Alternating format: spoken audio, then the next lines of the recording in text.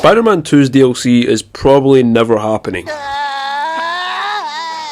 Wow, guess I do cry a lot. Now that we're coming up to Spider-Man 2's 1 year anniversary next month, it's pretty clear that Insomniac have literally had nothing else to say apart from even making any more content on this game. With the first game having immediate DLC after the following month it was released, Spider-Man 2 has been waiting for decades at this point to actually get some kind of expandable content. So why really is this? Well, Insomniac have stated they are pretty much done with Spider-Man 2, essentially they are not making any new content, which of course could be a big lie, or we could just say that's a bit sussy-bussy right there. Now of course the first DLC was supposed to be the Beetle DLC, but where the fuck is it? But not only that, the game is in fact so dead right now that they have literally just made the game dead themselves. That is not by anyone else's choice but Insomniac's. Now it's all fair and square that we had New Game Plus, but of course New Game Plus can only take you so far when you complete it in a day, aka me. Now Insomniac can have the excuse of, oh yeah, we had a cyber attack and blah blah blah blah, but come on, that was pretty much the early start of this year. It's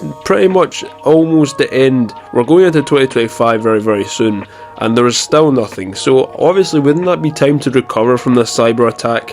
Obviously I would never know how bad it is, but of course cyber attacks are pretty big, but I don't see this just affecting it throughout the whole year. Surely they're back on their feet at this point. I would have respected Insomniac more if they just came out and said, oh yeah, we're working on some kind of thing like they did last December with their all support post, and they were saying, oh yeah, we're going to completely transform and we're going to be making this game the best it can be, working on brand new content, blah blah blah, only to just tweet out, we're not doing anything really special. It just felt like a major kick in the balls. Now there is of course new events that I've explained in the past, that we are going to be getting some kind of game awards this year, of course like we do every year, and something happening in October, maybe another different type of PlayStation kind of thing, who knows, but of course we can only really dream and just wait until we see what happens. Now if Insomniac go ahead and announce something at the Game Awards, I will take back everything I've said in this video, but however, if they actually just end up announcing nothing, I think it's clear to say that they are pretty much done with this game, which is pretty sad. It's their number one most sold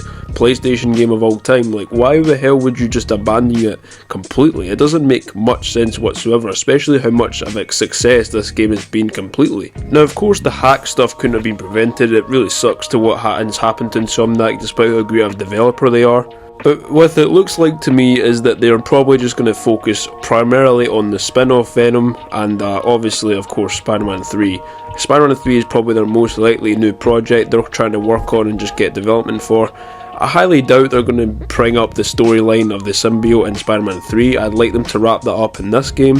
However, this is probably too many Spider-Man 2 videos I've made so far talking about the exact same thing. Something that just give us like some kind of update on the updates that they're making in this game, then I think a lot of people would be a lot happier and they wouldn't just be like, what's the hell's going on? They wouldn't be burying their head in the sand as to what they're actually going to be doing and the future of their fucking franchise.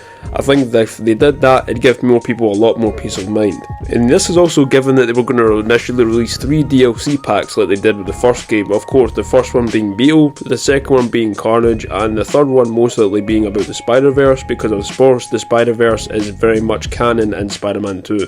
But when you look back on Insomniac's first plan when Spider-Man 2 initially released, it was kind of just meant to be that we weren't going to get any DLC in the first place. Like with the first game, they had already planned out the DLC, we knew what was coming after the story had finished, but of this game we had literally no idea what they were doing after the end, and it pretty much just came to be as we have nothing else left to show for this game. Now having no complaint of not returning to this game isn't really the big deal here. The biggest issue that I think Insomniac has to deal with now is that all the fans they have left in the dark and not actually giving it a good explanation to. But of course if Insomniac have to be this quiet, there probably is something very serious going on behind the scenes that no one knows of yet. Perhaps they're still dealing with more of the cyber attack, maybe there is more scammers on the way to try and attack the company. Who the hell knows at this point? But regardless, let me know what you guys think down below. What is your theory as to why Spider-Man 3 or the DLC is just not even being made yet, or any kind of announcement has been made yet?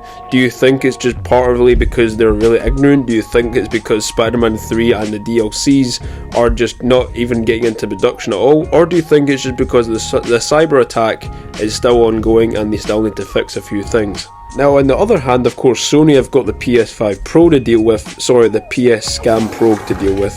They have got a lot of shit on their plate as well. I wouldn't be surprised if Sony and Insomniac are having some kind of feud as to what to do next with the whole PS5 Pro situation as well.